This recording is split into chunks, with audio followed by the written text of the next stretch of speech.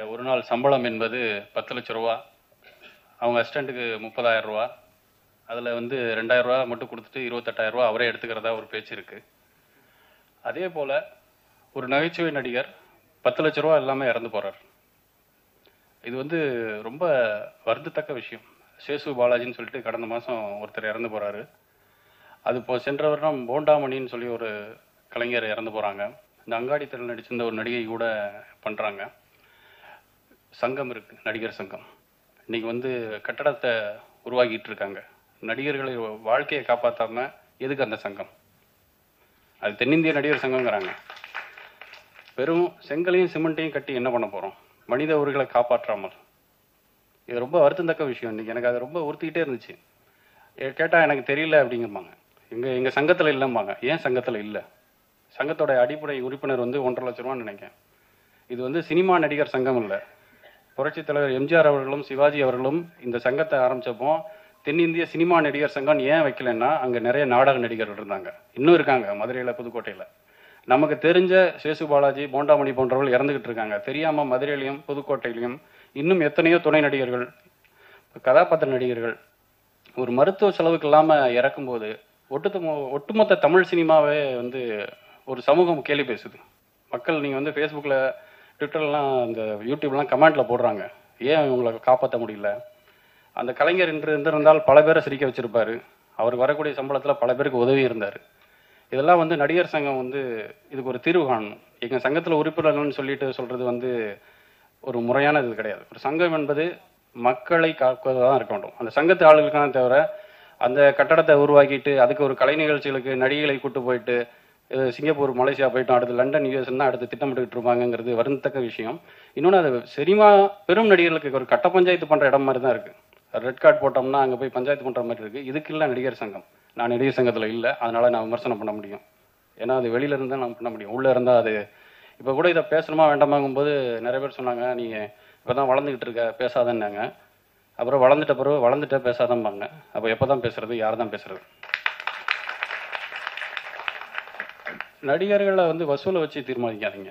உங்களை ஒருத்தர் சிந்திக்க வைக்கிறாரு, சந்தோஷப்படுத்துறாரு அப்படின்னா எல்லா நடிகரும் ஒரே விஷயம்தான். அப்படி தான் நமக்கு கருப்பு வேலையில் இருந்தது.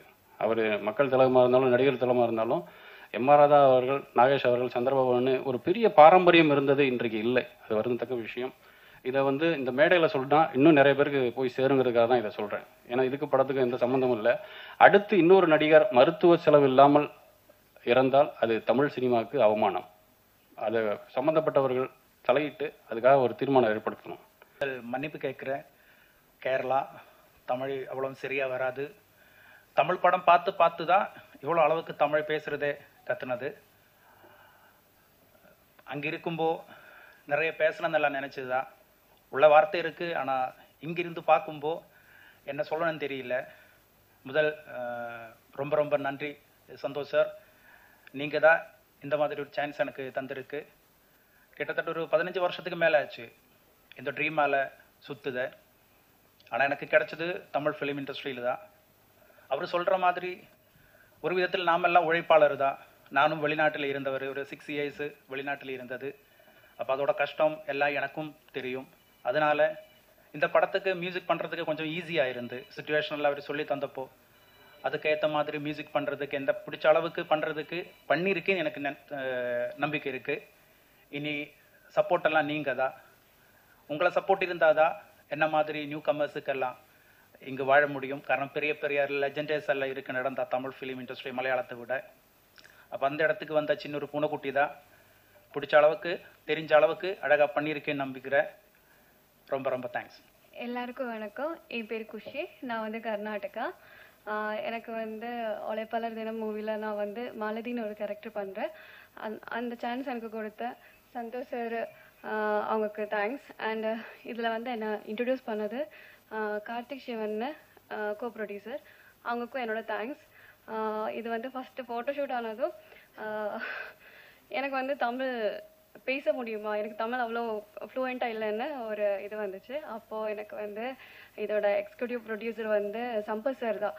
அவங்க தான் வந்து என்கிட்ட கேட்டாங்க, என்னம்மா தமிழ் டைலாக் எல்லாம் பேச முடியுமா, இதில் வந்து கொஞ்சம் டைலாக்ஸ் எல்லாம் ஒரு வில்லேஜ் சப்ஜெக்ட் மாதிரி இருக்குது அப்படின்னு என்கிட்ட கேட்டாங்க.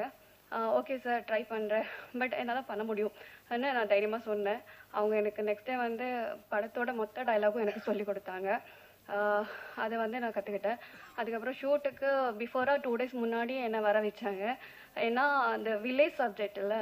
ஸோ எனக்கு வந்து வில்லேஜ் அந்த அளவுக்கு தமிழ்நாட்டில் நான் இது வரைக்கும் போனதில்லைப்பா, அங்கே எப்படி இருக்கும், அதுக்காக என்னை கூப்பிட்டுட்டு பிஃபோராக என்னை வர சொன்னாங்க. நான் போனேன். சாரி, மொத்தமாக சாரி தான் அந்த மூவியில் மொத்தமாக எனக்கு இருந்துச்சு. 2-3 சீன் தான் நைட்டியில் இருக்கும். ஸோ அங்கே போனேன். எல்லோரும் கூட பழக சொன்னாங்க, அந்த வில்லேஜில் பழகிட்டேன். அப்போது என்கிட்ட சொன்னாங்க, என்னம்மா டைலாகெல்லாம் கற்றுக்கிட்டியா? ஓகேவா, ஓகே சார், நெக்ஸ்ட்டு நீங்கள் என்ன எடுக்க போகிறீங்க அது வந்து பிஃபோராக வந்து ட்ரையல் பாருங்கள் சொன்னேன். ஓகே சார் வந்து சம்பத் சார் வந்து டைரக்டர் சார் சந்தோஷ் சார் வந்து பார்த்தாங்க. ஓகே, அவங்க நடிச்சு காமிச்சது பிடிச்சது. அந்த மாதிரி தான் எனக்கு இது வந்து ப்ராஜெக்ட் போயிடுச்சு. ஸோ எனக்கு இது வந்து மாலதின்னு ஒரு கேரக்டர் ரொம்ப அழகாக இருக்கிற ஒரு கேரக்டர். என்னதான் எல்லாரும் சொல்கிறாங்க ஹஸ்பண்ட் வந்து வெளிநாட்டு இருக்கிறவங்கள மட்டும்தான் சொல்கிறாங்க. பட் அவங்களுக்காக ஏங்குற ஒரு ஒய்ஃபு, ஒரு அம்மா, ஒரு தங்கச்சி, அக்கா, அந்த மாதிரி மாலதின்னு ஒரு கேரக்டர் எல்லா ஒரு இதில் மாதிரி தான், எல்லா ஒரு பொண்ணுங்க கிட்ட இருக்கிற ஒரு கேரக்டர் தான். வெளிநாட்டில் இருக்கிறவங்களுக்காக இங்கே ஏங்குற ஒரு மனசு இருக்குது. ஹஸ்பண்ட் கூட வாழணும், இல்லை ஒரு அப்பா கூட இருக்கணும்னு இருக்கிற குழந்தைங்களாகட்டும், வெளிநாட்டில் இருக்கும்போது அவங்க எவ்வளோ மிஸ் பண்ணுவாங்க. ஒரு நல்ல நாள், ஒரு ஃபெஸ்டிவல், ஒரு ஸ்கூல் டே, என்னதான் இருந்தாலும் குழந்தைகளாகட்டும், ஒய்ஃப் ஆகட்டும், அம்மா ஆகட்டும், அவங்கள மிஸ் பண்ணுவாங்க.